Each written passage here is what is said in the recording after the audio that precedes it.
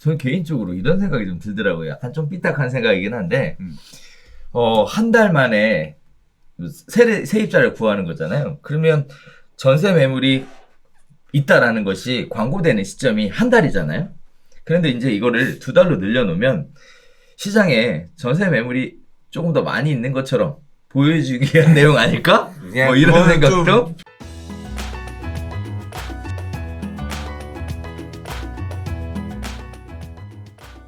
세 번째 이야기 넘어갈게요. 계약갱신 요구할 수 있는 시한이 계약 만료 2달 전으로 앞당겨졌다는 소식입니다. 또 동시에 왜 나만 때려 임대인만 책짓지라는 정부에 대한 비판도 고조되고 있다라는 내용인데요. 이달 10일부터 시행하는 주택임대차보호법 개정안에 대한 이야기입니다.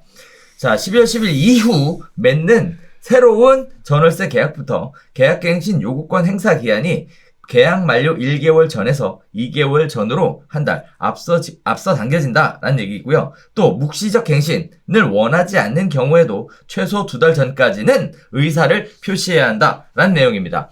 자, 그동안 내용 나왔었던 것들 중에 요약해보면 임대인 입장에서 참 의무가 많이 늘어났습니다. 아파트 등록임대사업자와 4년 단기 임대사업자 제도를 폐지한다. 개인 등록임대사업자 임대보증금 보증보험 가입을 의무화시킨다. 공시가격 현실화 계획안을 발표해서 세부담 많이 늘어난다. 임대사업자의 등록 임대주택 등기를 추가 기재 의무를 부과하겠다라는 내용들이 계속 쏟아져 나오면서 반면에 임차인한테는요. 임대차 계약갱신 청구권 부여한 임대차 3법이 시행되고 있고요. 계약갱신 거절한 세입자가 자신이 살던 주택에 임대차 정보 열람 가능하도록 임대차법 시행령이 개정 중에 있습니다. 법정 전월세 전환율을 4.4%에서 2.5%로 인하시켰고요. 또 정부는 실거주 목적 매수인 임대차법에 따른 세입자 계약갱신 청구권 거절이 불가능하다라는 얘기들을 또 하고 있습니다. 2022년까지 전국 11만 4천 가구에 전세형 임대주택을 공급하겠다는 내용까지 해서 세입자는 엄청나게 보호를 하고 지켜주는 그런 정책의 기조인 반면 임대인과 집주인은 때려잡는 그런 구조였습니다. 그런데 자, 이번에 계약갱신 요구권을 행사할 수 있는 기간, 묵시적 갱신이 되는 시점에 대한 부분을 명확하게 했는데도 내용이 좀 임대인에게 약간 유리해지는 그런 내용으로 바뀌지 않았나? 라는 생각도 좀 들어요. 유리한 거 아닌가? 근데 아니 사실 저는 이게 요번에 12월 이제 10일을 앞두고 나서 이 관련된 기사들이 많이 나오는데 그냥 이거는 알고 넘어가면 될 문제지. 막 이렇게 뭐 임대인 임차인 뭐 비판 고소. 네. 저는 좀 약간 그러니까 묵시적 갱신이라고 하는 건 그거잖아요. 예를 들어 임대인이고 임차인이야. 임차인처럼 생겼잖아요. 임대인처럼 생기고. 그래서 진짜 사람 외모로 판단하면 안 되지. 네. 그래서 이제 계약이 종료가 되는데 네. 깜빡 잊고 아무 얘기 안 했어. 저도 아무 말 안 했어. 네. 그럼 뭐냐면 묵시적 갱신이잖아. 묵시적 갱신. 종전과 동일한 내용으로 계약이 이제 연장되는 그게 묵시적 갱신이잖아요. 근데 임대인 또는 임차인 입장에서 나 계약 갱신 안 할래요. 이제 요거를 요구할 수 있는 그 기한이 있어요. 통보기한. 네, 통보기한. 그게 이제 계약 종료를 시점으로 해서 6개월 전부터 1개월 전까지였거든요. 맞아요. 그러니까 내가 예를 들어 6개월 계약 종료가 한 25일 남았어. 25일 남은 상태에서 임대인한테 제가 저 이사 갈래요. 그러면 무슨 소리예요? 얌마 너 빨리 얘기해 줬어야지. 나는 세입자 어떻게 구해? 보증금 네. 어떻게 돌려줘? 나 구해줄 돈 없어. 네. 이제 이렇게 되는 게 묵시적 갱신이 저도 그러니까 한 달 전까지는 얘기를 했어야 되는데 그 기한이 2달 전으로 그렇죠. 늘어나는 거예요. 임대인 입장에서도 야 나는 너랑 재계약 안 할래 라고 하는 얘기를 원래는 한 달 전까지는 얘기했어야 되는 아니 저는 갑자기 이사 가라고 하면 제가 집을 어디서 구해요.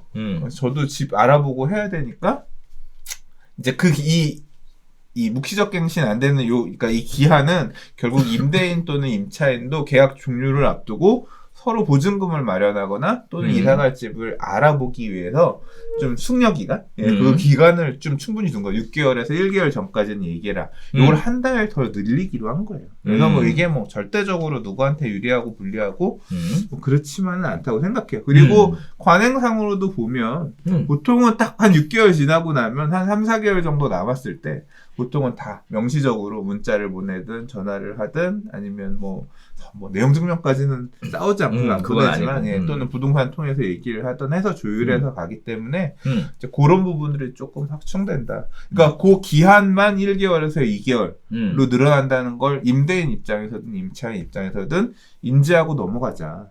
그냥 그렇게 그건 왜 늘렸을까요? 한 달이었는데 2달로. 저는 개인적으로 이런 생각이 좀 들더라고요. 약간 좀 삐딱한 생각이긴 한데, 한 달 만에 세입자를 구하는 거잖아요. 그러면 전세 매물이 있다라는 것이 광고되는 시점이 한 달이잖아요.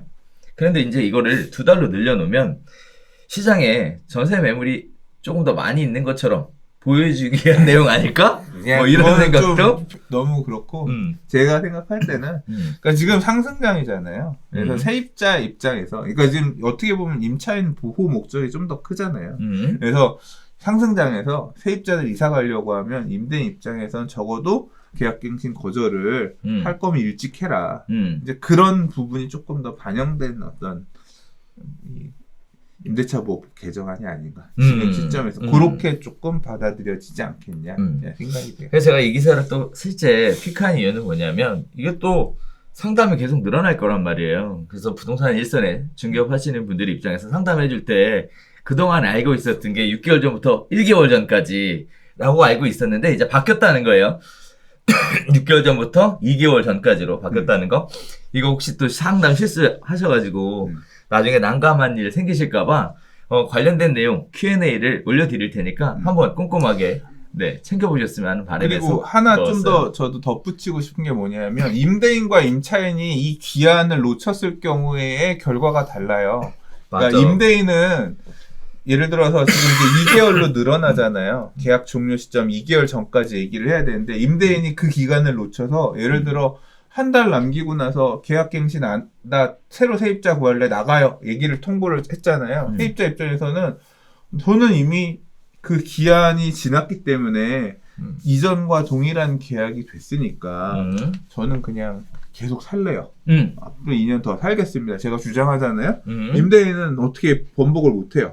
제 주장이 그냥 받아들여져요. 그렇죠. 근데 반대로 기한이 한 달, 그러니까 2달 이내, 예를 들어서 제가 10일 앞두고 저 그냥 지금 나갈래요라고 만약에 임대인한테 얘기를 했어. 그럼 야 나는 갑자기 어떻게 임차인을 구하냐? 나는 보증금 못 줘라고 얘기를 하잖아요. 그럼 이 경우에는 어떻게 되냐면 그냥 그럼 똑같이 2년을 제가 의무적으로 더 살아야 되냐? 그렇지 않아요. 묵시적 갱신이 된 이후에 임차인이 나가겠다라고 하면 임대인은 그때 기준으로 인해서 90일, 3개월 안에 보증금 돌려줘야 돼요. 그래서 이 묵시적 갱신에 따라서 적용되는 게 임대인, 임차인이 달라요. 임차인이 좀 유리해. 임대인은 그럼 3개월 안에 빨리 다른 세입자를 만들어서 보증금을 받든 뭐라든 해서 임차인한테 돌려줘야 돼. 그래서 이번 바뀌는 내용이 그렇게 좀 적용되는 게 다르다. 이게 바뀐 내용이 아니라 묵시적 갱신에 따른 법리 효과지. 그거는 원래 계속 있던 거예요. 그러니까 바뀐 건 1개월이 2개월로 바뀐 그렇죠. 거다. 그것만 체크하시면 되겠습니다.